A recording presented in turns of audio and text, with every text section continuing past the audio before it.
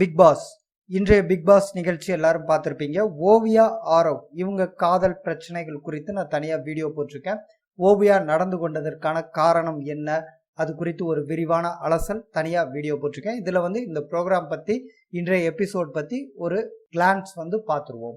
இந்த ப்ரோக்ராம் ஓப்பனிங்கில் ஆரம்பிக்கிறப்ப பிந்து மாதவி கேள்வி கேட்குறாங்க. பரணி வெளியே போனப்போ ஏன் தடுக்கலை, அப்போ யார் லீடராக இருந்தா? நீங்கள் தான் லீடராக இருக்கீங்க, நீங்கள் தடுத்திருக்கணும் இல்லையா? என்னதான் தப்பு இருந்தாலும் அவர் கீழே விழுந்து எதுவும் ஆயிடக்கூடாதுங்கிற ஒரு அக்கறை உணர்வு கூட இல்லை இல்லையா அப்படிங்கிற ரீதியில் கேள்வி கேட்குறாங்க. அதுக்கு காயத்ரி வழக்கம் போல தன்னோட ஆணவத்தின் வெளிப்பாடு என்ன சொல்கிறாங்க அப்படின்னா அவர் என்ன குழந்தையா அப்படிங்கிற மாதிரி கேள்வி கேட்குறாங்க. இதுக்கு ஒரு சரியான தலைமை பண்பு இல்லை அப்படிங்கிறத மிக அழகாக வெளிப்படையாக பிந்து மாதவி சுட்டி காட்டினாங்க. அதை அவங்க புரிஞ்சுக்கல. நம்ம இதை புரிஞ்சுக்கணும். நம்ம ஒரு இடத்துல தலைவராக இருக்கோம் அப்படின்னா எப்பயுமே ஒருத்தரை ஒரு கண்ணாலும் மற்றொருவரை வேறு ஒரு கண்ணாலும் பார்க்கக்கூடாது. எல்லோரையும் சமமாக பார்க்கணும். ஒருத்தர் தப்பு பண்ணிக்கிட்டே இருக்காரு, அவர் மேலே தவறு இருக்குன்னா தண்டிக்கும் அதிகாரம் இருப்பவரிடம் கொண்டு போய் நிறுத்த வேண்டும். அதுதான் நாம் செய்ய வேண்டியது. அதை தவிர்த்து அவர் ஒரு எக்ஸ்ட்ரீம் லெவல் போகிறப்ப அதை வேடிக்கை பார்த்துட்டு என்னனாலும் பண்ணட்டும் அப்படின்ட்டு ஒரு மனிதாபிமானம் இல்லாமல் நம்ம இருந்தோம்னா நம்ம ஒரு தலைவனாக இருக்கிறதுக்கு தகுதியே இல்லாதவன் தான் அர்த்தம். இதுக்கு நெப்போலியன் லைஃப்ல நடந்த ஒரு கதை சொல்லுவாங்க. நெப்போலியன் தன்னோட படை வீரர்களோட பயணம் செஞ்சிட்டு இருப்பாரு. அப்போ எல்லார்கிட்டையும் தண்ணீர் தீந்துரும். நெப்போலியன் தாகம் எடுக்குது அப்படிங்கறதுனால குடிக்க தண்ணீர் கேட்பாரு. ஒரே ஒரு வீரன் கிட்ட மட்டும்தான் அந்த தண்ணீர் இருக்கும். அந்த தண்ணீரை நெப்போலியன் கிட்ட கொடுப்பாங்க.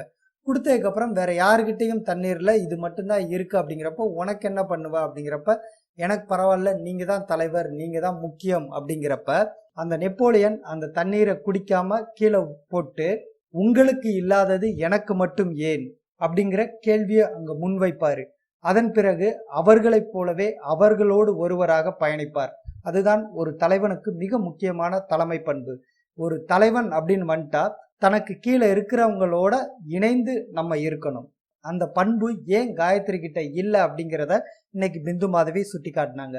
அதுக்கடுத்து பாத்தீங்கன்னா ஒவ்வொருத்தவருக்கும் பைத்தியம் போல நடிக்க சொல்லி ஒரு டாஸ்க் கொடுத்தாங்க. இந்த டாஸ்க்ல பாத்தீங்கன்னா ஒவ்வொருத்தவருக்கும் அவங்களோட வீக்னஸை மையப்படுத்தி கேரக்டர் கொடுத்துருந்தாங்க. இந்த டாஸ்க்ல நம்ம என்ன கத்துக்கிறோம் அப்படின்னா, நம்ம எல்லாருக்குள்ளேயும் ஒரு வீக்னஸ் இருக்கும், ஒரு பைத்தியக்காரத்தனம் இருக்கும். இந்த உலகமே திறந்த வெளி பைத்தியக்கார கூடம் அப்படின்ட்டு கிரேக்க ஞானி ஒருத்தர் சொல்லியிருக்காரு. அதுதான் உண்மை. ஒவ்வொருத்தவருக்கும் ஒவ்வொரு பைத்தியக்காரத்தனம் இருக்கும்.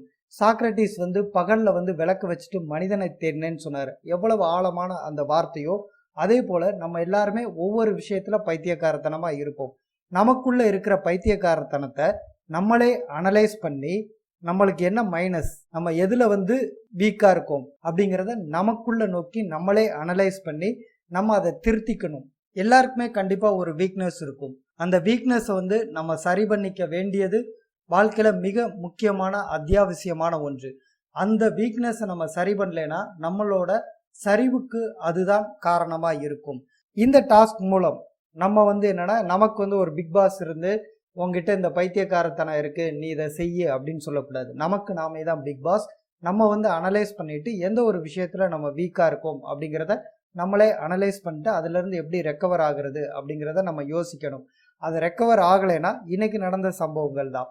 இப்போ ஓவியா அப்படிங்கிறவங்க அந்த காதல் அப்படிங்கிறதுல ரெக்கவர் ஆகலை அப்படிங்கிறதுனால சில விஷயங்கள் சந்திச்சாங்க.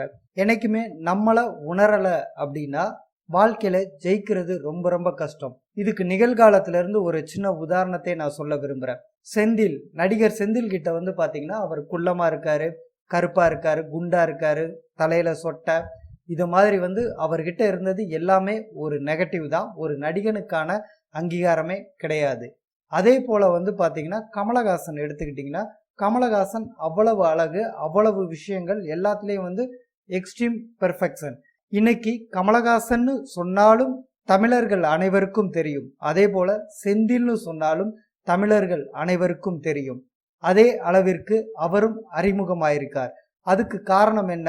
அவர் தன்னை உணர்ந்துகிட்டார். எது எதுலாம் மைனஸ் அப்படின்னு நினைச்சோமோ அதெல்லாம் காமெடியனுக்கான மூலதனம் அப்படின்னு சொல்லிட்டு அவர் எப்படி தன்னை ஊக்கப்படுத்தி கொண்டு வந்தாரோ அது போலதான் நான் இப்படி இருக்கனே, நாளா இப்படி நடிகனாக முடியும் அப்படின்னு நினைச்சிருந்தா இன்று செந்தில் என்ற நபர் இல்லை. அப்போ உங்ககிட்ட வந்து எது எது நெகட்டிவ் நீங்க நினைக்கிறீங்களோ அதை எப்படி பாசிட்டிவா மாத்துறதுன்னு தான் யோசிக்கணும். உடல் அமைப்புல எந்த குறைகள் இருந்தாலும் சரி, மனதளவில் எந்த குறைகள் இருந்தாலும் சரி, அந்த குறைகளை எப்படி பாசிட்டிவா மாத்துறது, இதுக்கு தகுந்த இடம் எது, எதுல போனா அது பாசிட்டிவா மாறும் அப்படிங்கிறதா. சில குணங்களை நம்ம மாற்றி அமைக்க வேண்டியதும் வரும். இன்றைய பிக் பாஸ் நிகழ்ச்சியில நான் சொல்ல விருப்பப்பட்ட 2 விஷயங்கள் இதுதான். இந்த டாஸ்க் மூலம் நம்மை நாம் அறிந்து கொண்டு நம்மிடம் இருக்கக்கூடிய நெகட்டிவ் தாட்ஸ் எல்லாத்தையும் வந்து வெளியேற்றிடணும். நம்மை நாமே அறிந்து கொண்டு நாம் வந்து முன்னேற்ற பாதையில் செல்ல வேண்டும் அப்படிங்கிறதையும், நாம் ஒரு தலைவனாக இருக்கிறோம் என்றால் சரியான தலைவன் என்பவன் அனைத்து தொண்டர்களையும் சமமாக பாவித்து அனைவரோடும் இணைந்து அவர்களோடு இணைந்து வாழ்பவன் தான் தலைவன். இந்த 2 விஷயங்கள் தான் இன்னைக்கு நான் சொல்லணும்னு நினைச்சேன். மீண்டும் நாளை ப்ரோமோ ரிலீஸ் ஆனதும் சந்திப்போம். நன்றி.